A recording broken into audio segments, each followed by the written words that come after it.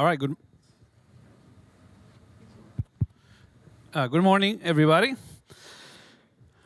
I thought about naming my talk today because I'm going to talk about curiosity. I thought about naming my talk "Curiosity Killed the Cat."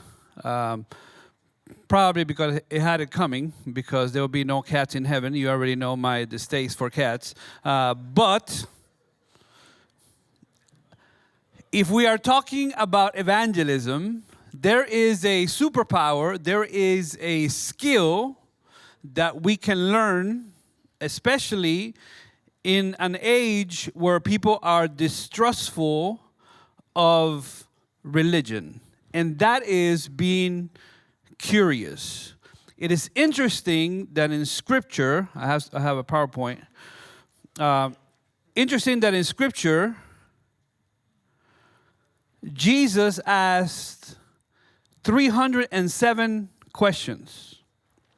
Here is, if there's anybody in the world, in the history of humanity, that can lead with opinions, was Jesus.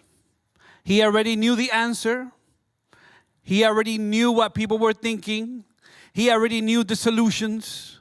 But he asked 307 questions. The Bible itself asks 3,204. So, for me, being curious is the word of the year, especially as we relate to people who are far from God. This is very hard for me because I am Cuban and it's part of my DNA to be opinionated. I have an opinion about stuff. I want to jump straight into what Michael Steiner calls the advice monster. And we use the advice monster with lost people all the time. When somebody says, I'm depressed, I know what you need to do. I remember when I was depressed, this is what I did. When somebody comes and says, I don't know how to deal with my kids. Oh, I know. I remember when I had kids your age, this is what I did with mine. When somebody talks about problems and questions, we usually lead with advice instead of curiosity. Evangelism used to be, I have the truth and you're lost. Now let me tell you all the ways you're lost. I'm right, you're wrong. Now let me explain all the reasons why you are wrong. So then you know, since I'm right, you can be right with me. Curiosity is a super skill. If you're a parent, it works with your kids. I was telling a story the other day that my son, when he was 16, he told me, Dad, when I graduate high school, I'm going to go for a year on the back of a train and see United States. This is not Amtrak. This is a hobo train. My son is sitting next to me telling me, I want to be a hobo for a year. I want to travel. And I was like, my first, and he's like, what do you think? My first response is, that's the dumbest idea I have ever heard. And I'm a pastor. I hear a lot of dumb ideas. But I learned something in growing young, and I said, that is interesting. Interesting is not, I agree with you. Interesting is not, I endorse your idea. Interesting is not, I endorse your choices. Interesting is just interesting. Tell me more. I want to know. We go so quickly, especially as ministry professionals, quickly into advice monster status. Because you've heard this story before. I had somebody ask me, hey, I'm can you give me some advice? I was like, okay, I'm going to talk to you, sure. I have a girlfriend. We're engaged. Should we get married? I'm like, I need a lot more information to be able to have a conversation with you. And he's like, no, I want you to tell me if I should get married. I'm like, okay, give me some information. Well, we get along pretty good, but, she had sex with her ex-boyfriend, but she said she's sorry. After the second time, she's not going to do it anymore. And I was like, what do you think? And I immediately went to this is the second dumbest idea. I said, listen, if you're in the mountains of Tennessee and you see a bear coming, you don't say, hey, Mr. Bear, can I shake your hand? Can I give you a hug, Mr. Bear? I say, you run as far as you can from that bear. So whenever you see your fiance again, imagine she's a bear. Do you understand what I'm saying? Do you understand the words that are coming out of my mouth? Yes? Yes. Do you agree this is not a good idea? Absolutely. Are you guys going to break up? Yes, we are. You want me to pray so that decision is solid right now? Yes, please pray. We prayed. What do you think happened? Let's take a vote. Now I'm officiating and trying to minister through a divorce where there's kids involved. We want to go to the advice monster. Hey, I have this idea, I have this question, I'm questioning my sexuality, I have questions about sexual ethics in the Bible, I have questions about what happens after death, I have questions about do we need to follow an institution, can I just worship God at home? And people have questions, and we immediately go to, well, let me just give you the answer. And we did not help them to think. We made them mere reflectors of our own thinking. We're not training them, and the moment they are asked deeper, harder questions, they are going to be wondering, what is it that they fed me in my church or in my house? So I want to propose to you 7 questions you can ask.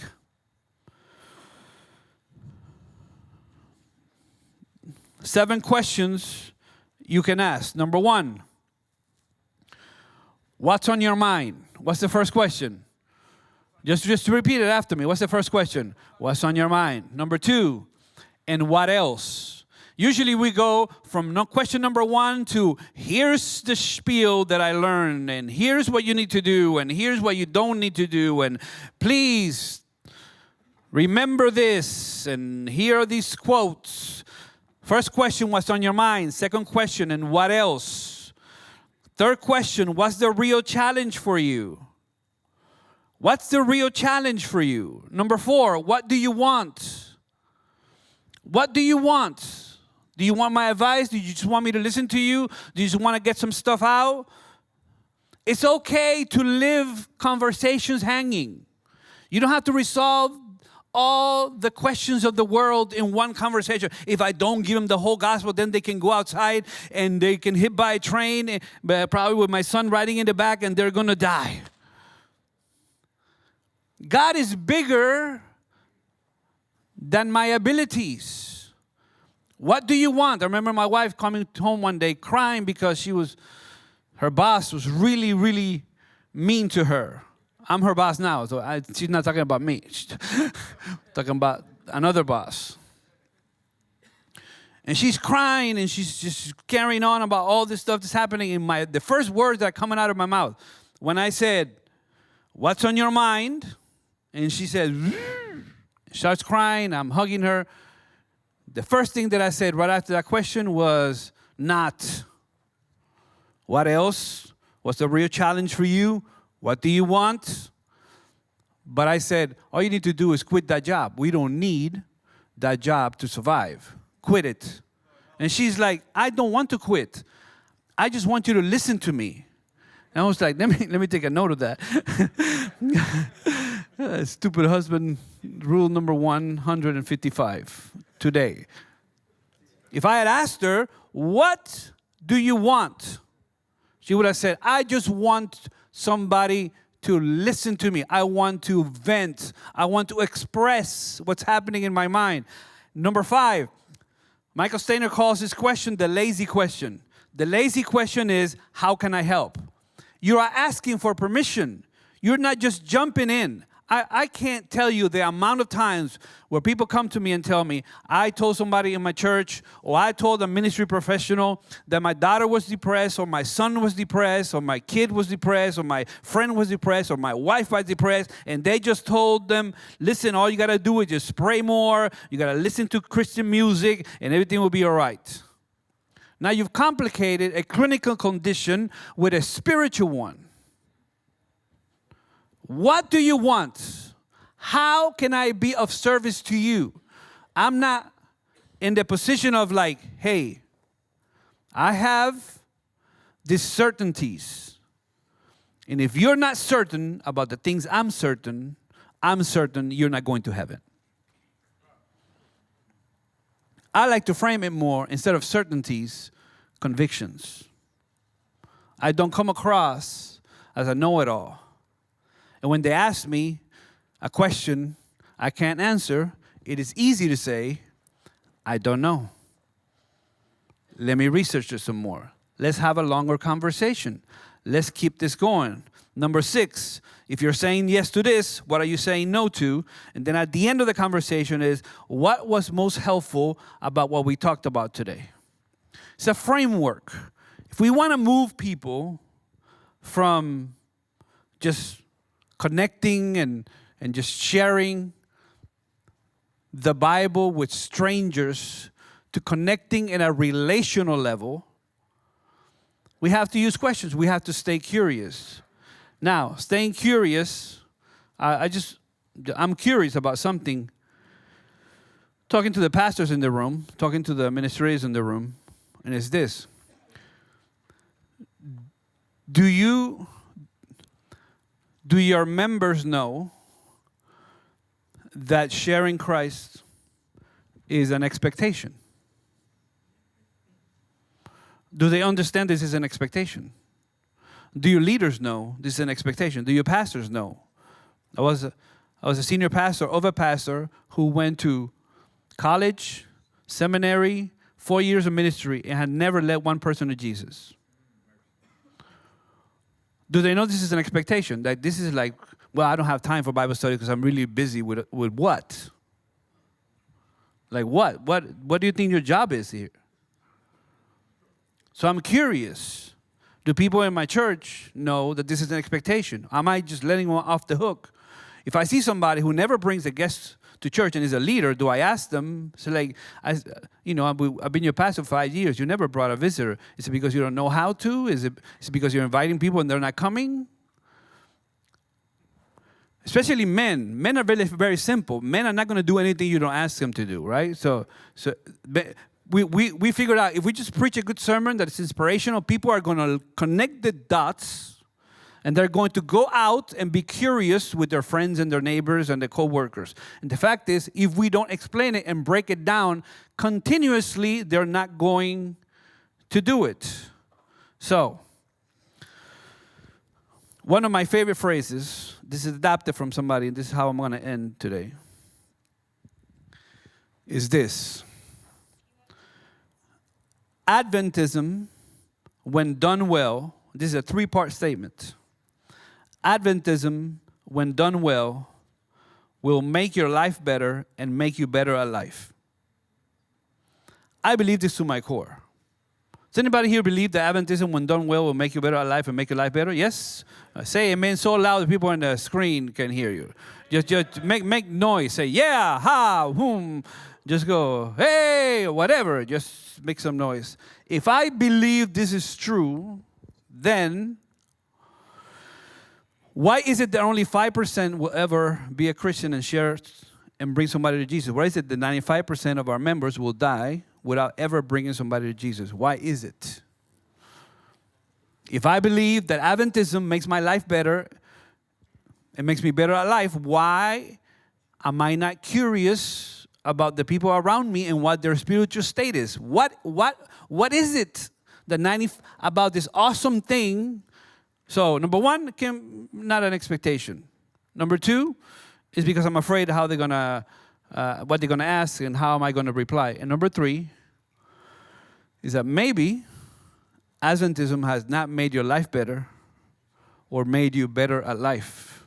So in order for that to happen, my invitation for you is to stay curious.